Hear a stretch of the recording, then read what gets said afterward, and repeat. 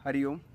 दोस्तों, जो योग के अभ्यासी हैं, जो योग के साधक हैं या जो डेली योग करते हैं, उन्होंने कुंभक शब्द को सुना होगा, कुंभ के अर्थ को भी जाना होगा। तो क्या इसका डीप मीनिंग होता है, आज हम वो जानेंगे।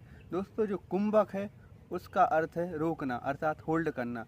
जब हम प्राणायाम की क्रिया करते हैं तो कुंभक का अभ्यास करते हैं। कहीं कहीं ग्रंथों में प्राणायाम को ही कुंभक कहा गया है।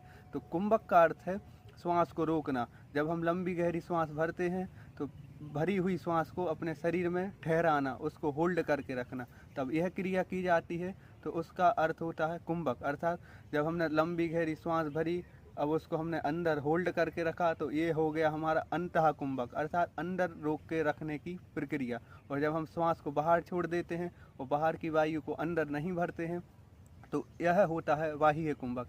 इस कुंभक के माध्यम से हम अपने लंग्स को एक्सपेंड करते हैं और वहाँ तक ऑक्सीजन पहुँचाते हैं जहाँ तक सामान्यतः श्वास प्रश्वास की क्रिया में ऑक्सीजन नहीं पहुँच पाती है।